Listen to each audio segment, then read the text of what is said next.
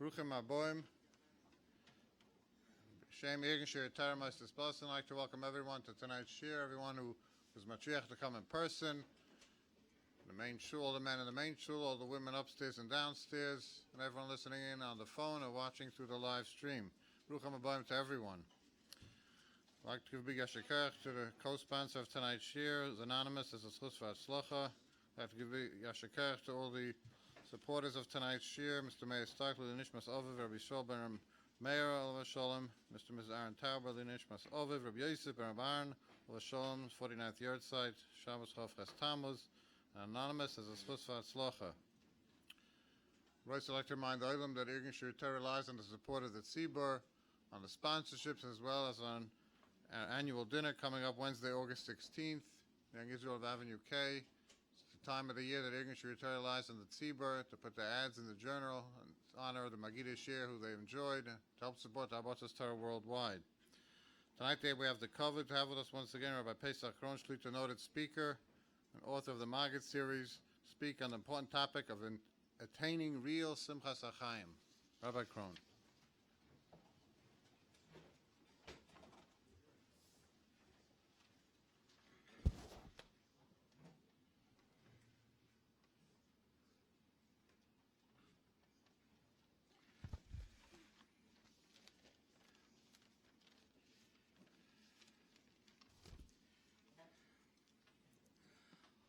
Once again, I would like to take the opportunity to thank Rabbi Elazar Bald and the Irgun Shir Torah for inviting me to come to speak to all of you. It's a tremendous kavod to be here and to know that we're being filmed and streamed literally around the world.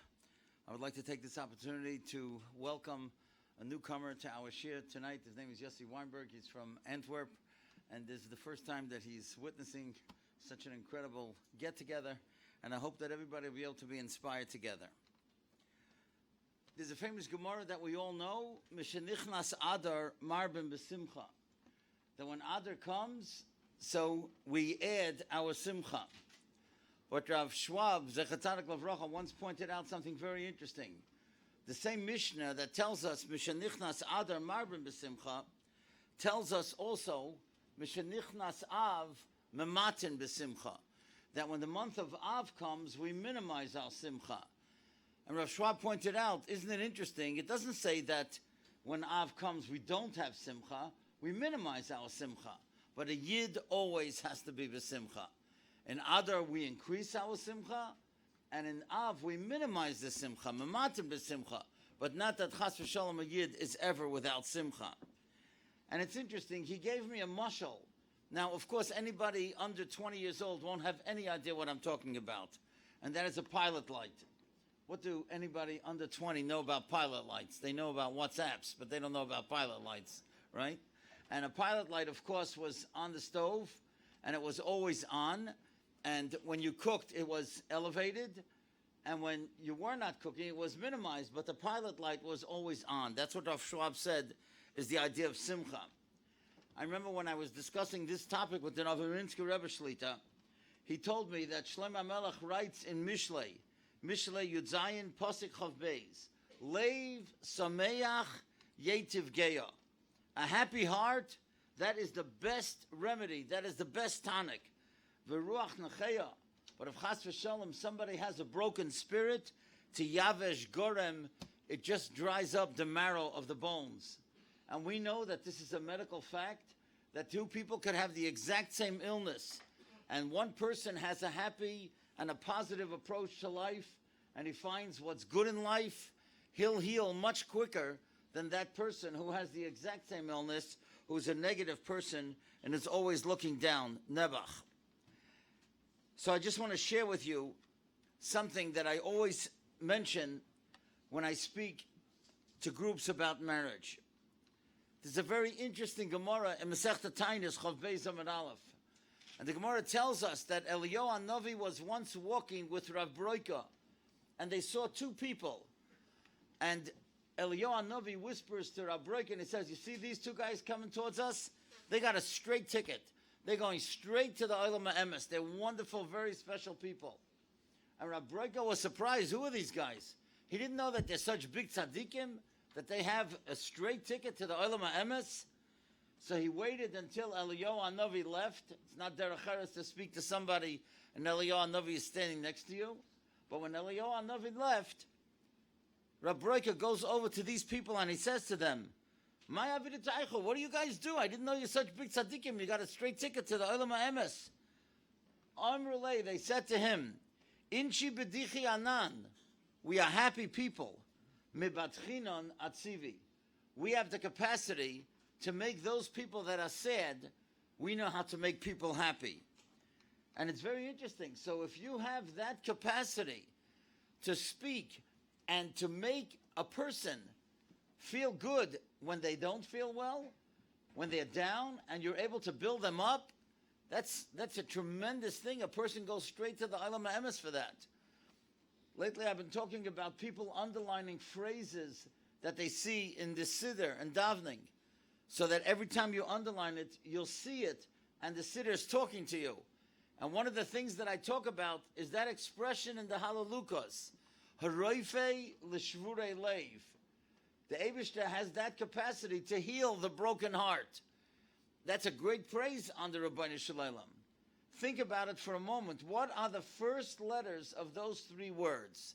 Haroife l'shvurei leiv. Hallel. Praise. That's the biggest praise you could say on somebody.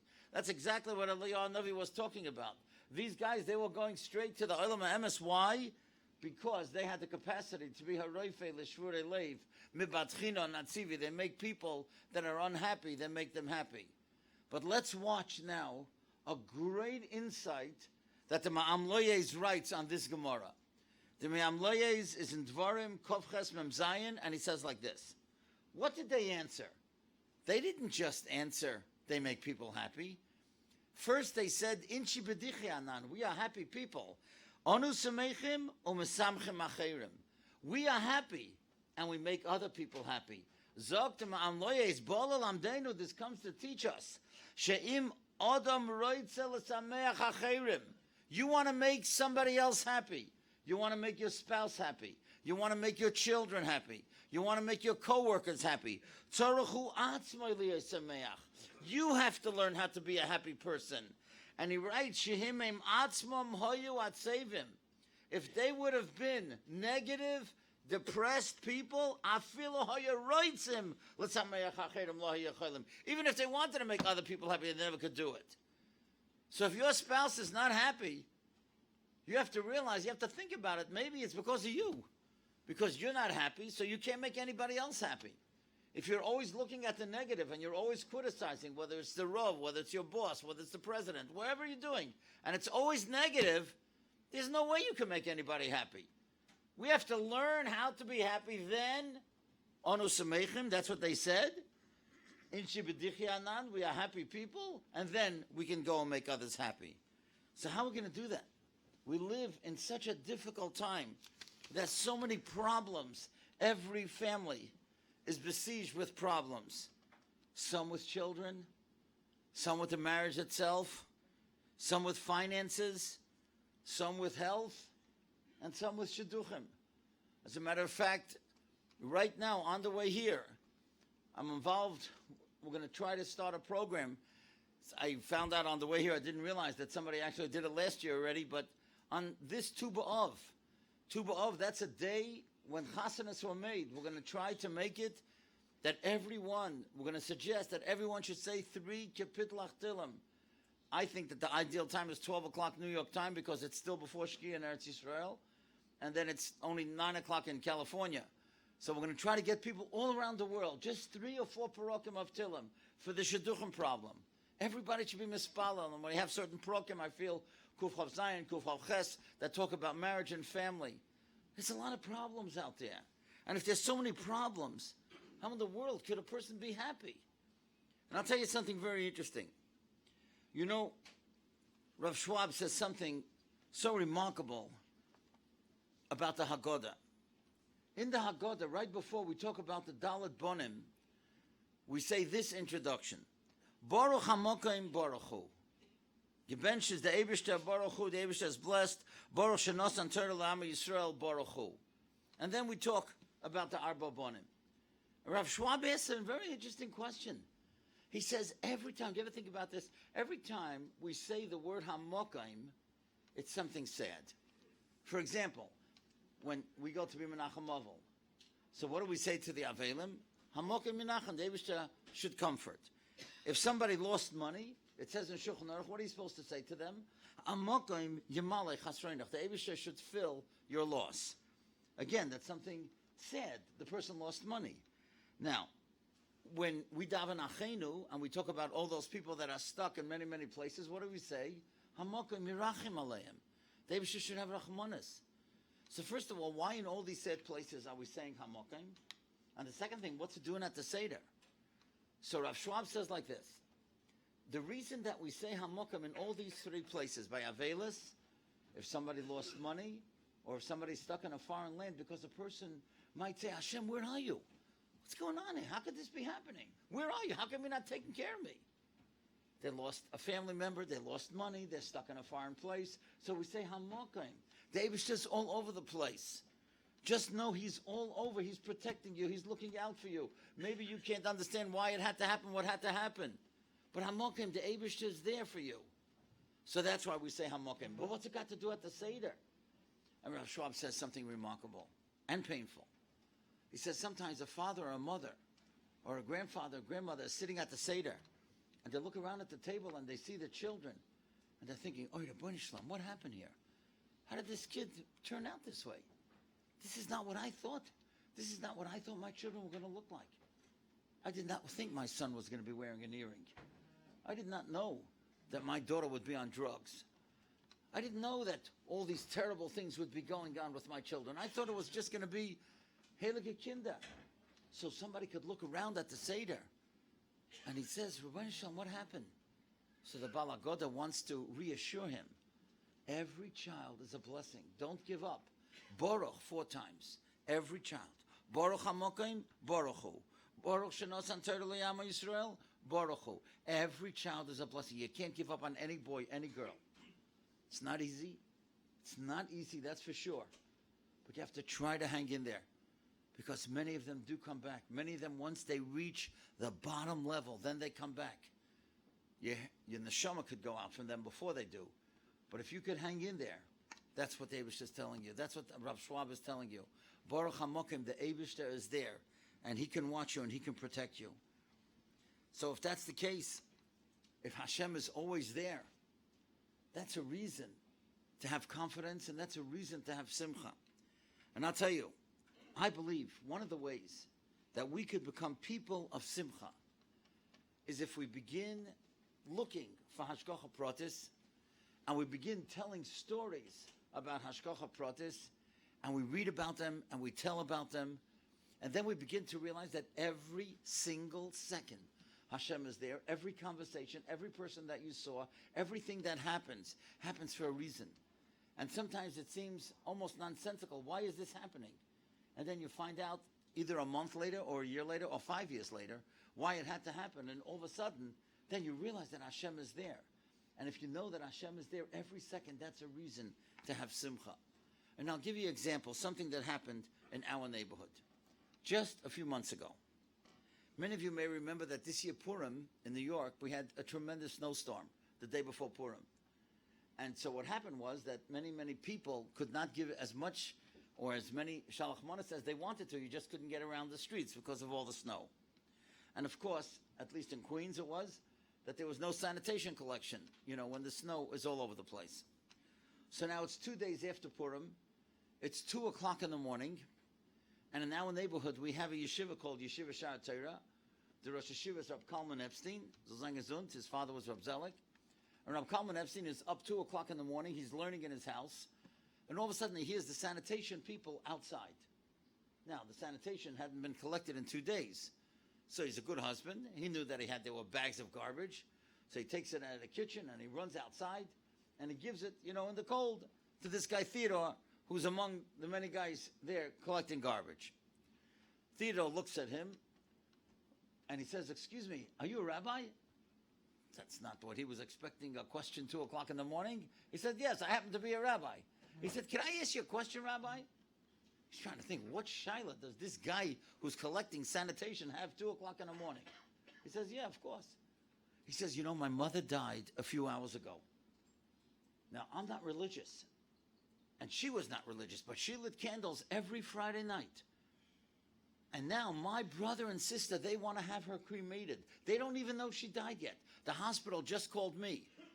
And Rabbi, what should I do? I want her to have a Jewish burial. They want to cremate her. How am I going to get out of this? What should I do? So Rav Kalman Epstein thinks for a second. He says, I'll tell you what to do. Don't call them yet.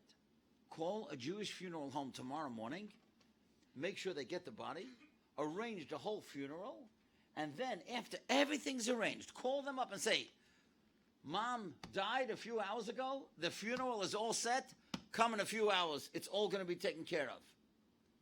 He said, okay, I hope it works. And sure enough, he calls him later that morning. He said, Rabbi, you're a genius. That's what happened. They got the body. Everything's arranged. And my brother and sister didn't complain. They said, okay, if you got it arranged, it's arranged. It was amazing. So he thanks him and he says, Rabbi, you're the only rabbi I know. Could you come speak at the funeral? Imagine that. He doesn't even know the guy. I mean, what will you say, right? So if you're Rav Kalman Epstein, what do you say? Yeah, of course, I'll be there. Listen to what he said at the Levaya. Amazing. He said at the Levaya like this. He said, people reap in death that which they sowed in life. Because your mother felt a connection to God and she lit candles every Friday night, Hashem orchestrated that your brother Theodore should be able to arrange that she should have a Jewish funeral because she felt a closeness to Hashem. And Shitaka had a Jewish burial. He didn't go to the Levaya. I mean, he didn't go to the Kvura. He was at the Levaya. Of course, he spoke. I can't get over this. He told me that he went, the next day he had to be in Lakewood, and then he went to be Menachem Ovel, this guy. Now, you can't believe this. From Lakewood to Suffolk County.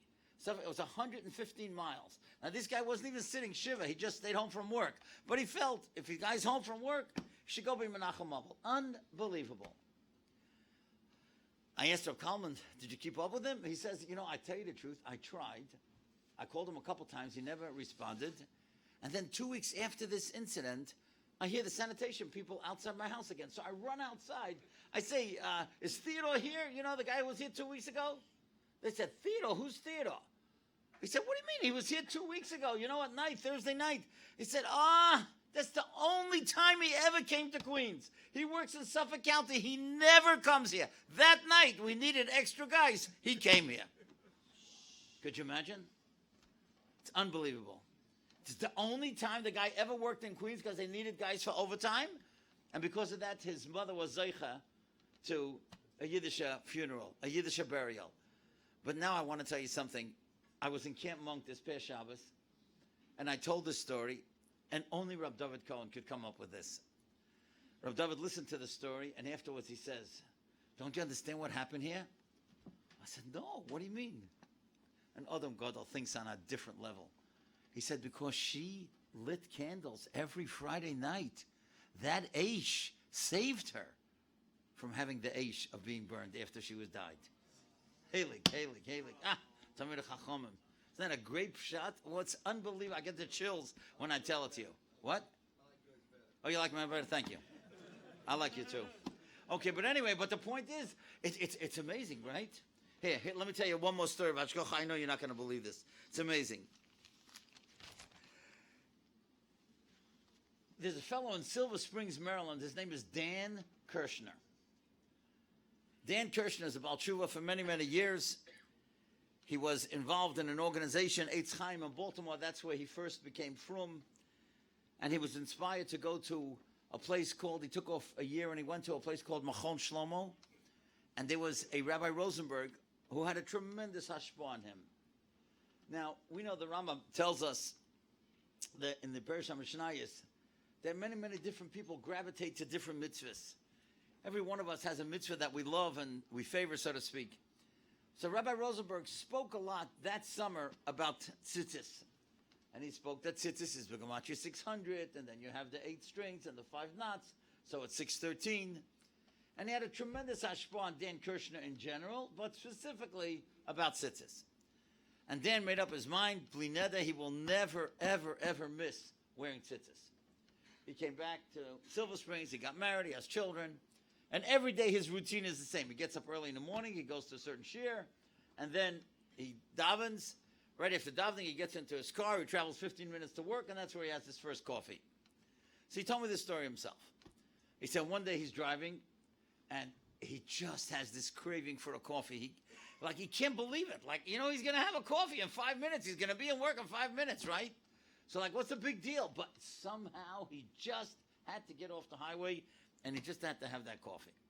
Okay, he goes into a place on a corner, gets a coffee, and he gets back into the car. Now, Dan drives a stick shift. Now, I don't know if you ever drove a stick shift. I tried it for 20 minutes. I almost went through the windshield wiper. If you're not used to driving a stick shift, you can just fly right through the window. So it's very hard when you're driving a stick shift to hold a cup of coffee, right? So he's holding a cup of coffee, right? He drives 2 blocks, and of course, the coffee spills all over him. Now, he surely can't go to work this way. He's got this big blotch, of brown coffee on his shirt, right? So he makes a U-turn, and he goes back home. He takes off his shirt. I can't believe it. He's not wearing tzitzis that day. He told me he stopped, and he just bowed to Hashem. Thank you. Thank you for making me spill that coffee. I could have gone a whole day without wearing tzitzis and I wouldn't have known. Thank you. Now, I know you're not going to believe this, but you could look it up. He goes back. He's getting on the highway, and he has a red light at the place where he stopped for the coffee. You could look it up. It's University Boulevard and Route 29 in Silver Springs. It's a big green sign. He never noticed it before. You know what that corner is called? 4 Corners. Could you believe that? I could not get over that. And he was laughing and he was telling it to me. Now, I don't know how it just happens tonight that Rab David is involved in both stories. But the next morning I had a bris here in Flatbush and Rab David was Sandik. So by the Suda, I said to Rab David, I got to tell you this great story. This Hashgacha Pratis, I tell him the whole thing, that the place is called 4 Corners. So Rab David, in his unbelievable wit, says, I got the best title for that story. I said, what's the title? He said, Fringe Benefits. So when you got a Rebbe like that, you're always in a good mood. Here's another reason that we should all have Simchas Hachaim. There's a posik that we're going to read in Eicha. Eicha Gimel Posik Lamates. If Rabbi Yitzchak was here tonight, he would say, we hope that Mashiach will come first. And if Mashiach is not here by Tisha B'Av, then we're going to read this posik in Eicha. I'm going to the Ukraine. You're all involved. You're all invited. And I'm learning all about the Chassidish Rebbeim, Rabbi Yitzchak and the Baal Shem, Rabbi Nachman. I'm telling you, I'm going to come back with a Shtreimel. But so Rabbi Yitzchak, by his own daughter's engagement, he ripped up the Tanoim. He ripped up the Tanoim because it said that they were going to get married. He said, what do you mean you're going to get married in this and this date? If Mashiach doesn't come and we're not in Yerushalayim, then we'll get married, at this date. So that's what he would have said. If we don't have Mashiach here by Tisha B'Av, we're going to lay in this pasuk. Listen to this pasuk. Eicha Gimel pasuk Lamates. Ma yisoinein Adam Choy. How could a person who is alive complain? The fact that you're alive should make you happy. Gever al Chatov. Can anybody say that they have mastered all their averos, that they don't deserve any punishment? They're lucky to be alive. Every one of us should feel so happy that we're alive. And Rashi in Kedushin brings this pasuk. The Gemara, of course, Kedushin Pei brings the pasuk. Pei Amud Aleph. Lama yisoinen Adam Chai. Why should a person who's alive complain? Kol hachesed shani oimed imoy shenasati loy chayim. And David didn't bring us Misa. The mere fact that we're here tonight, the mere fact that we could come and listen to a shir and go home and see relatives and go to work tomorrow and see friends. Think about that.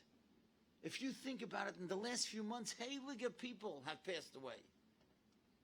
Wonderful people who lived great lives and had a Simchas Hachaim, but they would all give anything to be where we are here tonight. I'm talking about Rabbi Yamin Kamenetsky. I'm talking about Rabbi Nissen Wolpin.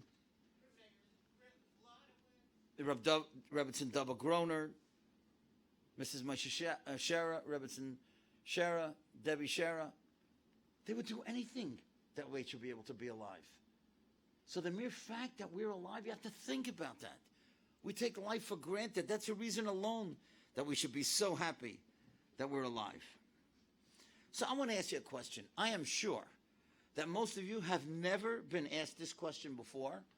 So before I give you my answer, I want you to stop for a minute and think about the answer to this question. What is your favorite bracha? What bracha do you like to make most? Anybody got an answer?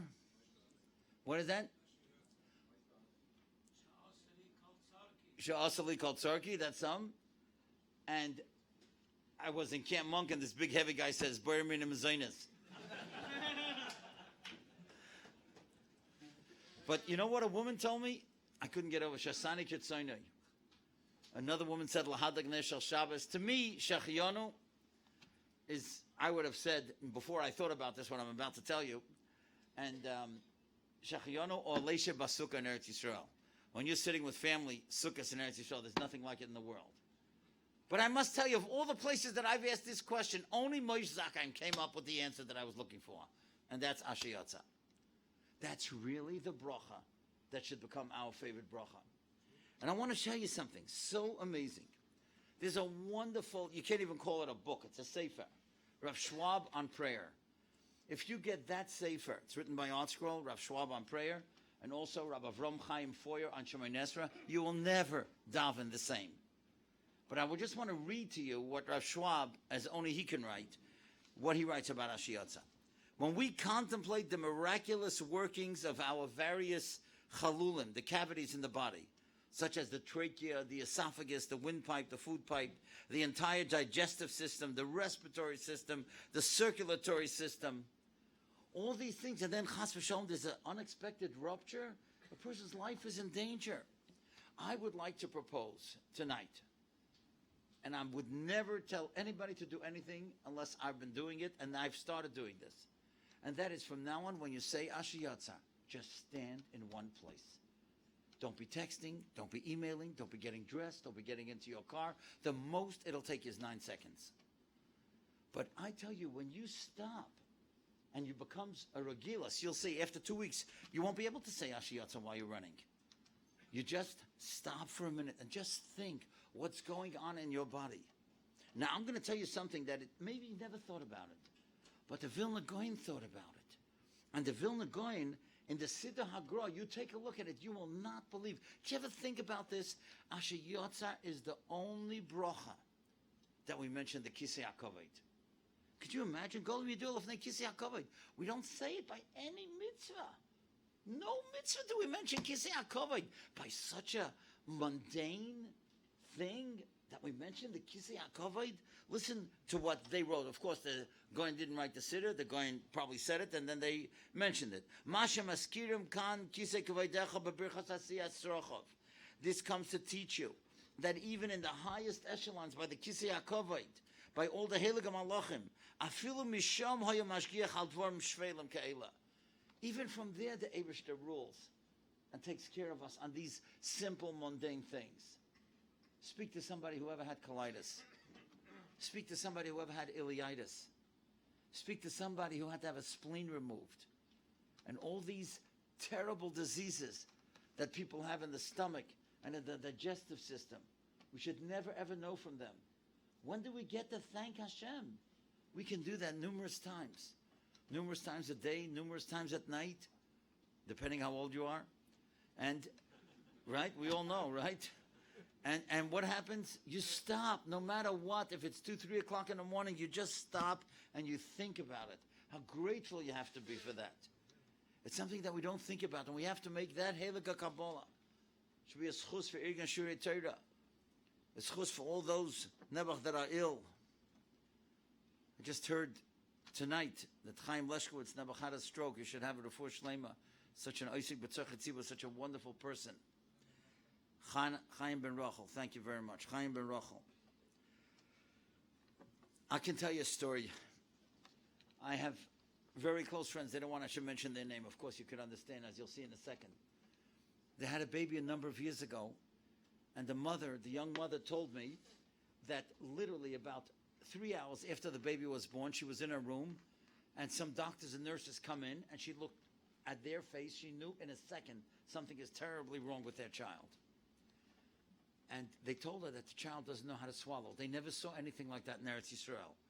Now, they weren't sure if it was a physical blockage in the neck, and that's why all the water was dribbling out on the sides of the mouth, or it was mentally a physical thing you could operate. The kid doesn't know how to swallow? How do you teach a kid how to swallow? How do you teach a kid how to breathe? And you should know that for a month he didn't have his bris. And Rabbi Chaim Kanievsky Paskin that they should daven for the tinoik bas, the mother. Eventually, he said that they shouldn't give him a name because he felt that they would have the bris sooner than later. And he did have his bris. And he grew, but he grew in a way much shorter than all his brothers and sisters. I know the family very well. All his younger brothers and sisters are all taller than him. But 4 months ago, I was at his chasana. Nobody thought this kid, who's gonna marry him? He's so short. He looks a little different, but he's a genius. He's a tremendous Talmud Chacham and a wonderful, wonderful person. And the reason that I tell you this story is for two reasons. One, never, ever give up about your children finding shidduchim. You never know. Yeshua Hashem Keherafayin, and especially let's try to all be mispalal on this Tu B'Av. And second of all, look at Asher Yotzar. You know what his father did at the Pidyon Haben? You won't believe it. His father at the Pidyon Haben, the boy didn't have a name yet, and he didn't have a bris. He got up and he said, I want to give a bracha to Hashem. And everybody was wondering, what bracha is he going to give to Hashem? He has a child that can't swallow. And he said the bracha Shiyotzar.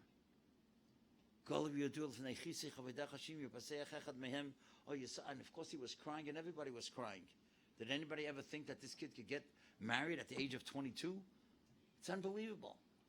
Again, Yeshua Hashem Keherafayin. But tonight, we have to make a dogosh chazak on that aspect of our lives, of Asher Yotzar, and stand in one place when we make that bracha.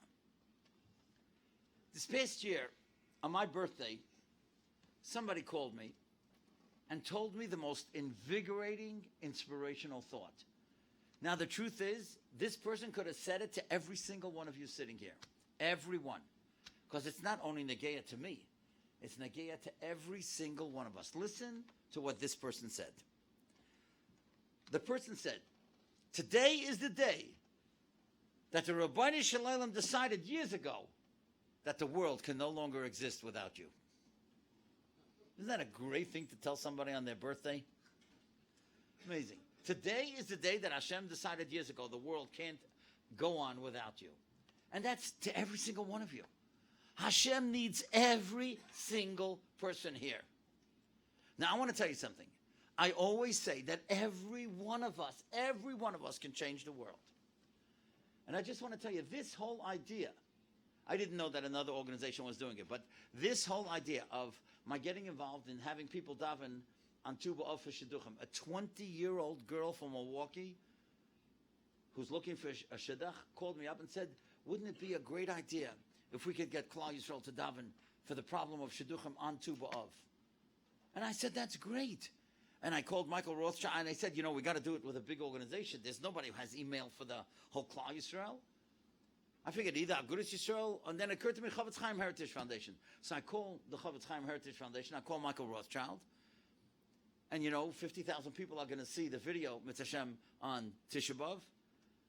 So he says to me, we can't talk about a Tisha B'Av because people will forget by Tu B'Av, but if you call Rav Shmuel Kamenetsky and he says it's a good idea, then we'll do something. I call Rav Shmuel, who's always accessible, and he says it's a very good idea. So I call this girl back in Milwaukee. I said, you know, you're such a heilige child. And if you get engaged before Tu B'Av, you're going to be in my next book. That's what I told her. But let's see what happens. But anyway, in all seriousness, I said, look at you. You're 20 years old. And you came up with such a brilliant idea. And it could be, we don't know yet, Mitzvah Hashem, there could be 20 to 30,000 people that will be saying 3 or 4 Kapitlach Tillim, 12 o'clock on Tu B'Av. That's amazing. It's one child, one 20-year-old. Every person can do something. That's what this person told me. It's so important. The Eibusha decided at one point that the world can no longer exist without you. Every one of us can do something special.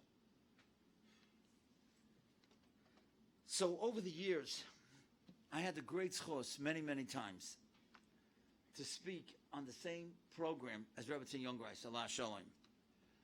And once I really got to know her, I really saw that she was a heilige person and that she meant it so sincerely. And I always, whenever I had to introduce, I called her the Bobby of Klal Yisrael, and she loved it. And she wrote a book. The name of the book is called Life is a Test. And in there she writes something that is so phenomenal. Listen to this. A long life is not good enough, but a good life is long enough. Now, you know where she got that? She told me she was so close with her husband, and her husband passed away many, many years ago. And when he died, she was so broken, she could not lift any of his svarim. She couldn't touch his svarim. She couldn't open up his notebooks because it brought her too much pain. And one night, one of her daughters saw an index card fell out of a sefer. And she said to her mother, "Ma, read this." And this is what it said on this index card. A long life is not good enough, but a good life is long enough. And she told me, from then on, she was able to go on with her life. And she was able to get back to doing everything that she wanted to do. And that's really what we have to do. There's a famous story. Every time we go to Poland, and we're at the Chedush Yerim in the Sfas Emes's cave, I always tell the people this story. The Sfas Emes died, he was 58 years old. And the Imre Emes, the one who would be the Imre Emes, his son, said to one of his brothers, he said, "At least our father had Arichas Yomim." So he said, "What are you talking about? He had Arichas Yomim. He lived to be only 58. He said, "I didn't say he had Arichas Shonim. I said he had Arichas Yomim. No one, no doctor, no Rav, no one can guarantee Arichas Shonim. Nobody knows what tomorrow brings. But every single one of us can have Arichas Yomim. Every day we can do something special. You make every day count. That's what it's all about. That's what Arichas Yomim is all about." And listen what the Rebbetzin writes. The goodness cannot be measured by the length of our years, but by how we live those years. The goodness is not about what we amass, but what we give. It's not about having more, but being more. For in the end, our lives are judged not by the businesses and the houses and the portfolios we build, but by the lives we touched and made better. And when you understand that every day you can do something for another Yid, you will be so happy with life because you're not living for yourself. One of the reasons that we are so unhappy is because everything evolves around us. And not everything evolves around us is good. As I said before, family, finances, health, shidduchim, kids, so many problems. But when you're not thinking about yourself, you're thinking, what can I do for that other person? How can I make that person feel special? What can I do? And I'm telling you, I believe Shalem, that if every single one of us would make another Kabbalah besides Asher Yotzar, to stand in one place, from tonight on, no matter where you are listening to this, every man, woman, and child get a notebook and write down a chesed that you do for another Yid. Not a husband for a wife for a husband. That you got to do if you know it's good for you. But I'm telling you, you write down every day at least one chesed. I tell you, in 40 days you'll be a different person. And you know why? How I know this? Because Hashem Tzilcha, the Eibush is your shadow. That's what it says in Tillim. You do for others, Hashem's going to do for you. And what I've started doing, and Mitzvah Hashem, I hope eventually we'll be able to make a book out of it, 3 times a week. I make a recording, and anyone who has email can get it. I'll give you the number to register for it, about the importance of doing a chesed a day. 3 times a week you can get it. If you want to write down the number, it's 641-715-0709. Again, 641-715-0709. It's put out by Yeshiva Ateret Shimon from Far Rockaway. Let me give you an example. What does it mean, chesed? A number of months ago, I had the opportunity to be in Suffer, New York, which is named Monsey, to be there Shabbos for a Shabbos bris. I come in Friday night. I don't know where to sit. You know, it's a crowded shul. Everybody in Rabbi Chesher's shul. So I don't want to sit in somebody's place. Everybody's got a makom kavua. They want to daven wherever they want to daven. A guy comes over to me and says, "Rabbi Krohn, we have a seat for you." I said, "Oh, really? Thank you. Where?" He said, "Oh, we have a guest table in the shul." I said, "Oh, that's so nice." And I'm looking in the back of the shul. Probably you know where that guest table is. He says, "No, it's right behind the Bal Tefillah, right up front here." I said, "Are you serious?" "Yeah, there's a white tablecloth on this table, 5 seats, and, you know, just for the guests." Wow, I was so impressed. 2 minutes later, he comes over to me with a table stender, and he gives me a table stender. I said, excuse me, you're so kind. You've got me a table, see, you don't have to give me your stender. He said, no, it's not my stender.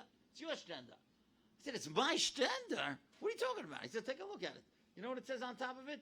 Our guest. Rabbi Williger, we got to do that in every shul in the world. Is there a reason why every shul, Rabbi Gelfand, what do you think?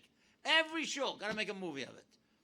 Every shul, Gelbart, every shul should have a guest table and a guest stand. Why not? 2 or 3 guest stands. It's beautiful. Makes a person feel so at home, so wanted. It's such a beautiful thing. Tell you another thing, just amazing. In our shul, I'm sure that they have it in many, many shuls across the country. All over the world, they have Yeshivas Mordechai Atzadik on Purim, right? So what happens? Mincha, let's say, is 2 o'clock. So 1 o'clock, all the fathers or grandfathers come with all the kids in all the crazy costumes, and they're learning with the kids for an hour, and then there's Mincha, and then the Rav sits, and he gives out a Purim gelt. So we have a guy in our shul, only an English guy could have a name like this, Nigel, right? Nigel Collins, okay? So Nigel Collins is a great photographer. You know what he did? Nobody asked him. But right after Mincha, he planted himself right next to the Rav, and every single child with all those crazy costumes that got money from the Rav, he took a picture. By the Suda, everybody in the shul had an email with all the pictures of all the kids. That's beautiful. Who doesn't want a picture of their kids, especially a mother who couldn't go there with a child and didn't have maybe somebody to learn with the child, but the child was there. That's a special thing. Each one of us has talents. Try to think, what talent do you have that you could do something for somebody else? That's what chesed is all about. I'll tell you, recently a very special woman passed away, one of the last Talmidos of Sarah Schneer. Her name was Pearl Bainish. I went to be Menachem Movel. She's a very, very special person. I had the chus to know her quite well. And the children told me she once said a great thing. Living is giving. As long as you give, you live. When you're not thinking about yourself. And think about this. I don't know if you ever thought about this. The entire Shemoneh Esrei, the whole middle part of Shemoneh Esrei when we're daven, is all the Russian Rabbim. Choneinu, give us wisdom. Slach lonu, forgive us. Borech aleinu, bless us with parnasa. Rifa'enu, heal us. Shema koileinu. Ever think about that? All we're davening is thinking about ourselves. That's not what davening is about. Davening, of course, is about yourself, but it's about others as well. And that's the dogash chazak that we have to make in the 3 weeks. It's not only Simchas Hachaim, but it's Avas Chinam. And when you make up your mind, you're not going to go to sleep until you help another Yid. That's how we're going to get the Beis HaMikdash back. Because we know what the Chavetz Chaim says. I want to tell you something. I would never, ever have the guts or the courage to say this, but I'm going to read it to you from the Chavetz Chaim. The second part. Listen to this. The first and second. Avas Chesed Perik Yud Beis. U'ma'oid tzarech lizoyer. A person has to be careful. Now, one day should be missing that you don't do a favor. Every person has to learn something every day. Men and women. Obviously, women are not going to learn Gemara, but they can learn Tanakh, they can learn Musa, they can learn a Maggid story, they can learn whatever. There's so much that they could learn. All the halachas. My son Eliezer Krohn, Baruch Hashem, has over 400 shiurim on Torah anytime. Many of them have to do with halachas for women. Every person, every man should learn something every day. And you know what? And this is the Chelek Sheni. I can't believe this. Avas Chesed Chelek Sheni Perik Daled. Listen to this from the Heilige Chavetz Chaim. Kisha osak b'Torah b'lvad. If somebody is learning Torah, u'gumilas chasodim lo yasak karoi loi, but he didn't do chesed the way it was supposed to be. Loinis oirer al yodoi lamayla midas chesed. Then chas v'shalom, he's not going to get the midas chesed. Don't we all need Hashem's chesed every time we get on the highway, every time you get on a plane, every time you cross the street? You need Hashem's chesed.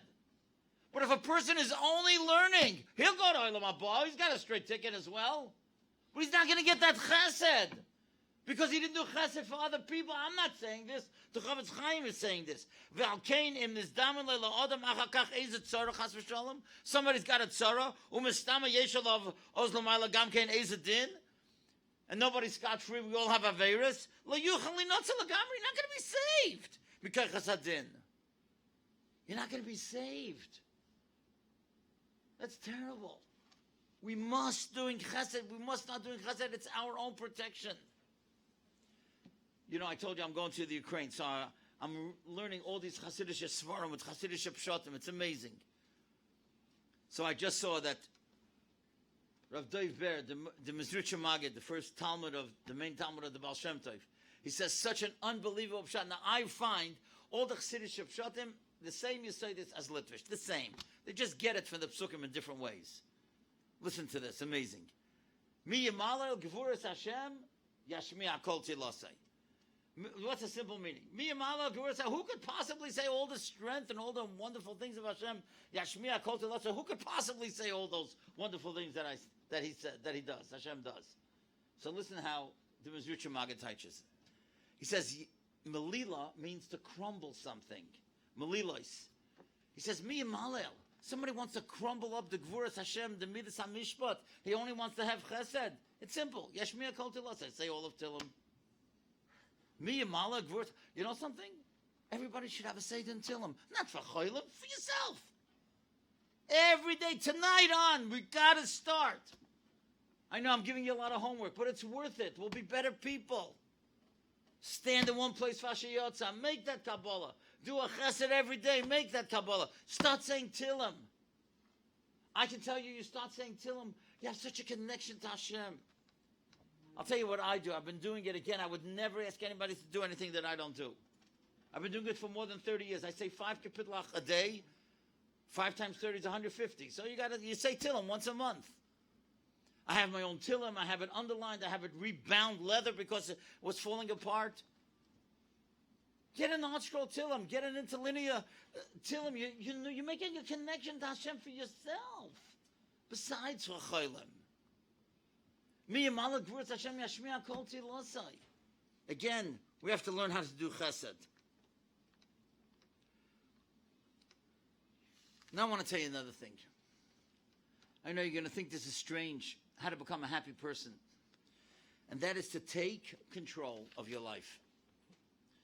And that is, I know most people can't do this. It's unbelievable. You can't shut your cell phone. Do you know there used to be a time when everybody, when they went into a chasana hall, what was the first thing that they looked for? Where they're sitting, who they're sitting next to. Now nobody cares because you're not talking to anybody anyway. You're on the phone the whole time. Who cares who's sitting next to me? It's true.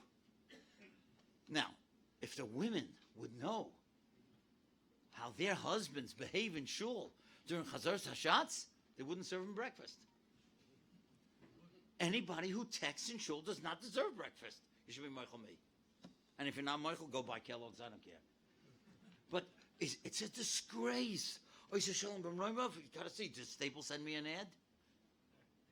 And it's not good enough. It's not good enough to put it on vibrate. Because you know very well when you hear it on vibrate, you're going to try to see who it is. You want to get your life back? You want to be happy? Learn to shut that phone. Learn to shut that phone during meals. How do you like that? When you're eating with your children, shut the phone in front of them so they see, Tati, Mommy, they care about us.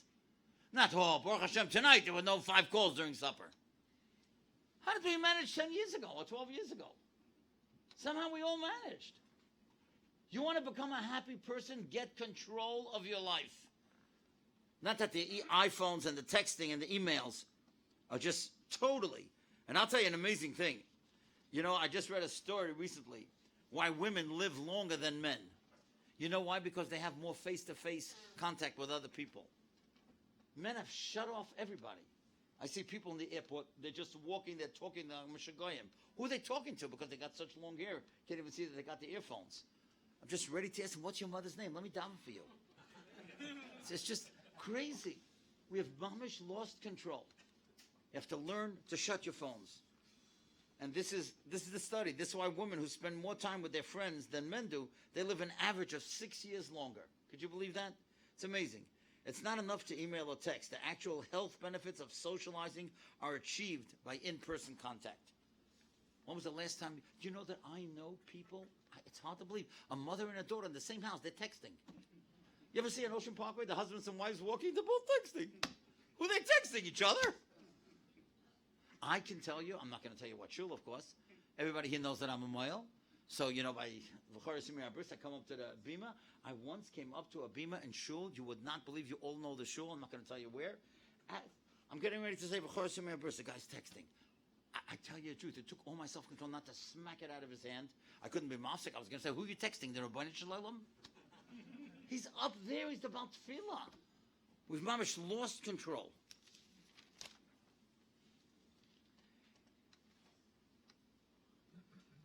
Here's another way that a person can get Simchas Hachaim.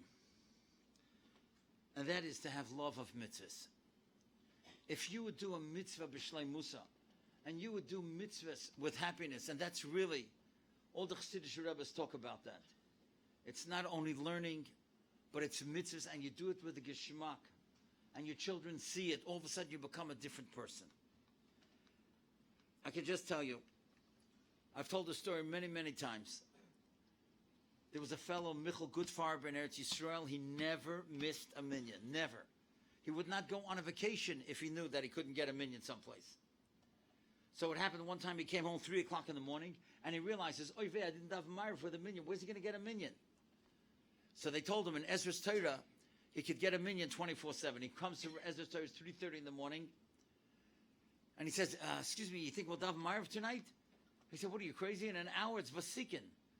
He said, but I haven't missed a minyan in 30 years. I got to have a minyan. He said, I don't know where you're going to get a minyan. Listen to what the guy does. He calls an Israeli camp company, and he says, there's 2 guys here. I need 8 Israeli drivers. Send over 8 Israeli drivers. What's he going to do with an Arab, right? So he says, who's got 8 Israeli drivers? 3 o'clock in the morning. I've got 5. Okay, he calls another place, 3. 4, 5, 3, they come. Everybody's wondering, where's the bar mitzvah? Where's the chasna? What are we doing here? And he says, Rabotai, I don't care what it costs me. Put on your meters. Everybody, I'm going to pay you on the meter while we daven Ma'ariv. So some guys were frum, so they had their own yarmulkes, but I don't have to tell you certain Israeli drivers. So they put on, their kippot or whatever. He gave them yarmulkes. Took 20 minutes, and they went through Ma'ariv. He goes over to the first guy, a frum guy. He says, how much do I owe you? He says, you owe me? He says, I never in my life saw that for one Tuesday night, Ma'ariv, a guy's going to pay 8 cab drivers? I should pay you. Now you should pay me. I wouldn't take a penny. So he goes over to the Chiloni. He figured for sure he's going to take money. He goes over, he says, how much do I owe you? He says, sir, I haven't been in a synagogue in 7 years. I don't even go Yom Kippur. Tonight you forced me to come here. I should pay you, not you should pay me. And not one of those guys took money. Why? Because they knew this guy loves a mitzvah. Now, I want to tell you a mitzvah that goes on right here in Flatbush. Many of you know Rabbi Zevi Trank. A wonderful person, a tremendous tzaddik. So, you know what he does? After every musaf, he goes to every single shul, and he takes all the homeless people to his house. He once told me, if you have a bris in Flatbush on Shabbos, stay by me, you'll see. You won't believe what goes on by the Suda Shabbos. And I came, it's unbelievable. The table's long, it's unbelievable. So I once heard this story, that he once went into a raincoat store, someplace in Borough Park. And he said, I need a raincoat. So the guy said, what size? He said, I need all sizes. Because, I got some guests that are tall, short, fat, skinny, every size. I couldn't believe such a story. I called his wife. I said, Rebbitzin, tell me the truth. Did that really happen? She says, I don't know, but I'll tell you this. We're at a size 42. So what does that mean? What do you think his kids are going to be like? When he has such a breitkeit and such an open heart for Achnasas Erchim, what do you think his children are going to do? So I want to tell you one more thing that I think is so important in life, and that will make us happy, and that is to make goals and keep them. Set yourself a goal and keep it. Don't make big goals that you'll never be able to meet. Make up, I'm going to finish this Perek. I'm going to learn one Perek of Tanakh a day, even in the art scroll in English. But every day I'll learn a Perek in Tanakh. I'm not going to ask a raise of hands. When was the last time here anybody looked at Shmuel, or Malachim, or Yeshaya? Forget about Yecheskel, or Yirmiyah, or Trei Asar. We don't even know what's doing in those psukim. Trei Asar is not so hard. Trei Asar is 12 little Sifrei Tanakh. There's no reason why we shouldn't know it. How many people look at Eicha? Let's learn Eicha before Tisha B'Av. Unless Mashiach comes first, as we said. Shouldn't we be doing that? Make a goal and keep it. And I want to show you something. You will not believe what the Chavetz Chaim says about goals. It's so amazing to me. The pasuk is in Lech Lecha. Vayetzu lelechas arza Canaan. Avram and his family went out to arza Canaan. Vayavoyu arza Canaan. They came to Canaan. The next pasuk. Vayikach terach as Avram benoi. Not the next pasuk. In Bereshis Yud Aleph Lamed Aleph from Parshas Noach.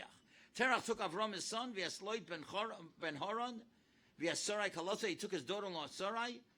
V'yotza itam me'ur kastam. He went out from Ur Kastam lelechas arza Canaan. They also were going to go to Canaan. And what happens? Vayavoyu at Choron vayishkan sham. They came to Choron and they didn't get to Canaan.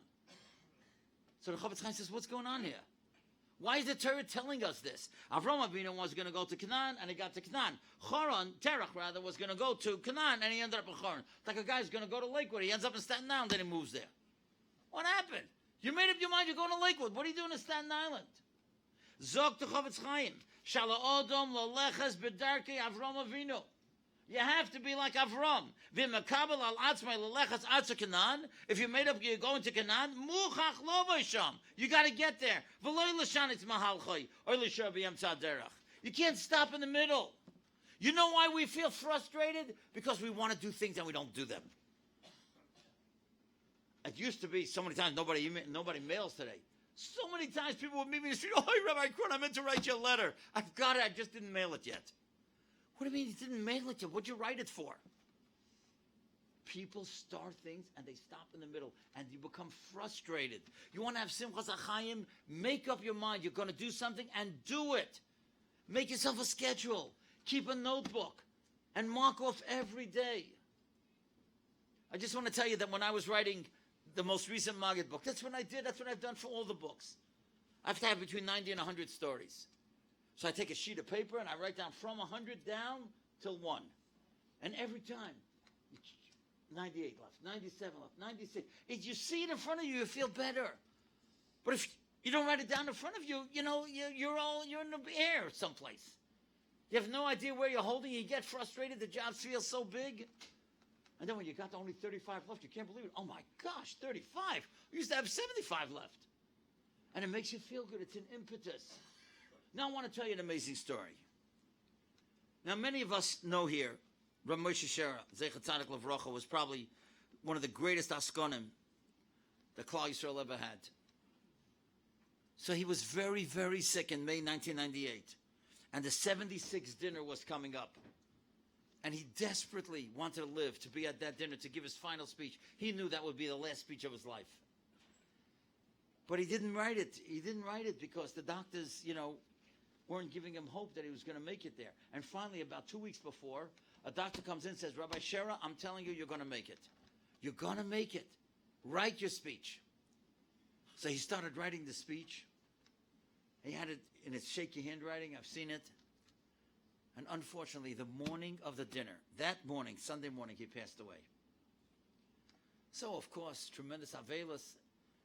And his son, Rab Shimshon, was traveling all around the country giving drushas about his father. And then they asked me I should give a speech in Rabbi Reisman's shul, a shleishim, because my father, Olav Shalom, and Moshe Shera went to Nei Yisrael. They were very friendly. And Moshe Shera many times would tell me a story. As a matter of fact, he told me one story about him and Henry Kissinger. He said, you can't print it while I'm alive. So now that he passed away, so I printed it.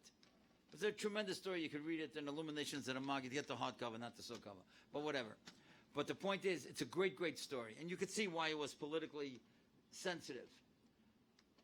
But Shimshi said to me, you know what? You're going to speak about my father. Let me give you his last speech. I said, what are you talking about? I should take his last speech? You should take it. He said, I have so much to say, and he liked you anyway. Just take the speech. Listen to this final speech that Rav Shera was going to give. And it's not only to the Agudas Yisrael, it's really to the whole world, to all of us tonight. Listen to how a person thinks. And he writes like this. He's quoting a pasuk in Yisrael. Shmois Yutes pasuk Yud Beis. V'higbalta es ha'am saviv, take the nation and circle it around Har Sinai.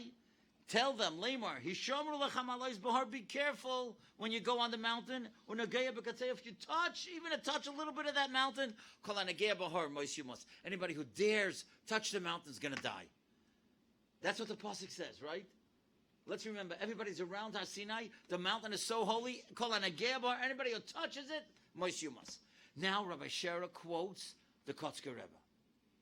Again, such a brilliant Hasidic pshat, which is not the pshat in the pasuk, but what a lesson. Listen how the Kotzker teaches the pasuk. And he said like this. Sometimes a person has a goal in life, and they want to reach the top of the mountain. And what happens? They go on top of the mountain, and Negeya Bukatzeo, they only touch part of it, but they get burned out. They don't finish it. So that's what he's saying. Hishamru lachem alois bahar. You decided you're going to do a certain thing, and you're trying to climb that mountain. Unageya Bukatzeo, you just touch it, and you say, I'm too tired. Let somebody else, let the younger chevra do it. I'm out of here. No. Kalanegeya bahar. If you only touch the mountain, you decide you're going to do something, and you just get burned out. Oh, Mois you must. That's not what life is all about. And listen to the final words that Rabbi Shera wrote on that paper. Im zachisim v'alisim bahar. If you are zoicha to climb that mountain, al tiyum and elo hamistapkim b'muat. Don't be satisfied with a little bit. Ela hishtadlu lalas maila maila. Go to the top. That's how you get Simchas Hachaim. Make up your mind you're going to do something and do it. Even if it's a small thing. Do it. Take a look at this fellow right here. Take a look at Rabbi Bald. You know Rabbi Bald is doing this since he's 27. I don't know, to me he never gets bigger than 27. I didn't even know where he is now. He's probably in Australia someplace. I mean, we saw him here before. He went to where? The other shiur is in Borough Park. How old is that guy? 32 maybe? He's all 35 already, right? What's the difference? He's not 60. This guy arranges 1,000, more than 1,000 shiurim a year. How many shiurim does he arrange a year? How many? More than 1,000, right? He's a young man, but he has a goal. He wants to change Klal Yisrael. He wants to inspire people, so he goes out and he does it. Wouldn't be geschmack for him to be here tonight? No, he's running to Borough Park. He's got to see what they did over there. That's how you accomplish. You make up your mind you're going to do something and do it. And that's what we want to get Simchas Hachaim. Let's review everything that we said, and we'll end with a great, great thought. Let's remember, we live in a difficult time, but Rav Schwab told us, "Mishenichnas adam marbin b'simcha, mishenichnas av mematin b'simcha." But always simcha. We minimize the simcha, but the simcha always has to be there. Why do we say hamokaim? Because the Eibush is always with us, even in the difficult times, by aveilus, by a loss of finances, being stuck in a foreign country. And that's why there's 4 baruchs. Never give up on a child. Baruch hamokim baruch hu. Baruch shenasim Torah le'am Yisrael baruch hu. Let's remember, if you think of stories of Hashgacha Pratis, that story of Kalman Epstein with that fellow in the sanitation. That story with Dan Kirshner, with 4 corners. Everything is Hashgacha Pratis. Let's remember, my Yisoinen Odom Achayev, the fact that we're alive, we should be dancing. If it wasn't the 3 weeks, we should get out music here and we should dance. We're alive. We're going to see family. We could go to Simchas. You're going to go to the bungalows. You could be stuck in traffic. Isn't that wonderful? And listen to this year over and over again, all the other ones. Right? Let's remember Asher Yotzar. Let's make a Kabbalah bli neder from tonight on. We're going to stand in one place and think how grateful that we have to be. That we have a heart and a colon and intestines and a spleen and a lungs and a windpipe and a food pipe. Every single time I go to a doctor, I take a look at the chart on the wall, the eye chart, the nose chart, the ear chart. I'm thinking, that's going on in my body? I can't believe it. Who could believe it? That's why Rabbi Tatz, who's a genius, once said that's why skin is called Iver. Or rather, why is skin called Or, Ayin Vav Reish? Because Iver comes from the word blind. You're blind to what's going on inside your body. Because you don't see what's going on. And if you don't see what's going on, you have a lack of appreciation. Let's remember to do a chesed every day. And as the Heilige Chavetz Chaim told us, Torah is not enough. We need Hashem's chesed. We have to do chesed. Like Nigel Collins with his camera. Or that shul that gives people a stender that says, our guest. You can dial 641-715-0709 to get 3 recordings on Chesed a week. Let's remember, take control of your life. Not that your texting and email should be in control of you. When you come to shul, automatically shut it. You come to sit down at a meal, automatically shut it. Let's remember to love mitzvahs like that fellow did. Ready to pay 8 guys for a mitzvah of davening with a minyan. And finally, let's remember to have goals, as the Chavetz Chaim said. Avraham Avinu was going to go to Canaan, and he got to Canaan. It's a simple pasuk, but it's a great lesson. And let's remember what the Kotzker told us. If we're zocheh to climb the mountain, let's reach the top of the mountain. I just want to end with this fabulous story. Last winter, I was in Boca Raton. There's a Rav, Rabbi Ephraim Goldberg. They celebrated 10 years, and they wanted to give him like a Shabbos of Akaras HaToiv. But he has an assistant Rav, the Rabbi Moskowitz. And wherever I go today, Baruch Hashem, people are always telling me stories, and I appreciate it. So Rabbi Moskowitz told me about a cousin of his that's not from, a distant cousin in Eretz Yisrael. And he said the fellow went through a high school, didn't even have Mamachti Dati, no Yiddish high school at all, very secular school in Israel. He knew that there's such a thing as Shabbos, he knew there's such a thing as a Gemara, as davening, he knew Shema Yisrael, but he didn't know anything else. What happens with these guys when they finish high school? They go to the army. And unfortunately today, the pressure on an Israeli soldier is so great that after the army, they go to Aleph Hayok to Pletzak. They go to Thailand, they go to India, they go to all kinds of crazy places. And his cousin went to India. And the longer he was away from Eretz Yisrael, the less frum he became. I mean, he wasn't frum to begin with, but the less shaykhs he had to Yiddishkeit. Finally, he lost it all. One night, he's sitting in a bar in Mumbai with a whole bunch of Indian friends, Goyish friends, and all of a sudden, he hears the sound of a shofar. Now, shofar is frightening, but shofar at night in Mumbai, who's blowing shofar? He runs out of the bar, and he runs out to the street, and the street is so crowded because it's a whole street of bars, and he's trying to look around. Who blew shofar? He's waiting there 2 minutes. All of a sudden, down the block, he hears again the shofar. Why is somebody blowing shofar? What's going on? He's so shaken. He's so tretzeled. He runs to his house. He opens up his calendar, and he sees that that day was Yom Kippur. And he made a few calls, and he found that it was the Chabad Shliach who was blowing shofar to tell everybody that the fast was over, that they could eat or go back to work or whatever. When he realized that he didn't even know that it was Yom Kippur, he sat down and he started crying. He could not stop crying. How could I have fallen so far that I didn't even realize that it was Yom Kippur? Now, this is hard to believe. The next morning, he packed his bags, didn't tell anyone, packed everything, got on a plane, and went back to Eretz Yisrael. He goes home, he says to his parents, I'm enrolling in a yeshiva. They said, what are you, crazy? You just got back from India. You never were in a yeshiva in your life. I'm going to a yeshiva. He enrolled in a yeshiva. The next 10 years he was in that yeshiva, and that yeshiva and other yeshivas. He became a total Baal Tshuva. He got married. He just had his 5th kid. And listen to what Rabbi Moskowitz, his cousin, tells me. He said, when I heard this story, it occurred to me that this Lubavitcher guy who blew shofar will never meet my cousin. He'll never realize how much hashpah he had on him. And my cousin will never get to meet this guy. He said, but now I have a new shot in Usana Toikef. You will never daven on Usana Toikef the same after you hear this. Listen to what he said. Rabbi Moskowitz from Boca Raton. V'siftach ha-sefer ha-zachronos. The Eibush is going to open up the Sefer HaZachronos u'me'elav yikaretz tzachleinu from zichalein. It's going to read by itself. V'choisem yad kol adam boy. Every person is going to sign it. So Rabbi Moskowitz said, why does it say v'choisem yad kol adam boy? It should have said, you're going to watch the Sefer HaZachronos u'me'elav yikaretz. You and Hashem are going to watch it.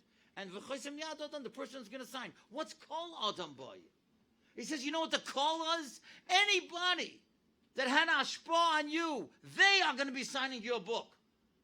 That's v'chosim yad kol adam. Anybody who had ashpah, and anybody that you had ashpah on, you're going to be signing their book. That's v'chosim yad kol adam boy. And he said that's the role of each and every one of us. Every one of us has to go out and try to be makar of Yidden, to make sure that we sign their books. And we have to become close to Grace mentioned, to Talmidei Chachamim, to Manhigim, and listen to them, and then they will sign our books. And that's what Irgun Shirei Torah is all about. We may not be able to get to all the Gedolim around the world, but when you listen to those CDs or MP3s or cassettes, whatever you listen to, and you become close in a way to those Gedolim that are on those recordings, they are signing your books. That's v'chosim yad kol adam boy. You want to be a happy person? Get close to great people. Let them sign your book, so to speak. And even more important, you go out there. Don't be embarrassed. We could all do it. Go out, inspire people, and sign their books. And then you'll be happy. Then you'll have a wonderful year and a wonderful life. And that's the bracha for all of us. During the 3 weeks when we're so sad because we think of all the negative that happened to Klal Yisrael, there's a lot of positive that we can encourage and we can foster and we can create. Make sure you do that. Make sure we do all these things that we spoke about tonight. Let's make these Kabbalahs of Asher Yotza and Chesed and all the things that we spoke about. And if we do them, Mitzvah Hashem will be Zeicha to a Simchas Hachaim, and we'll be able to see with Freilich Herz and Mashiach in our time. Thank you for inviting me, and thank you for listening.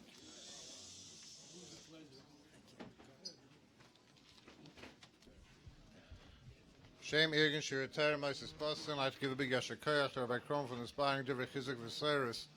Boys, I'm sure everyone enjoyed the drasha.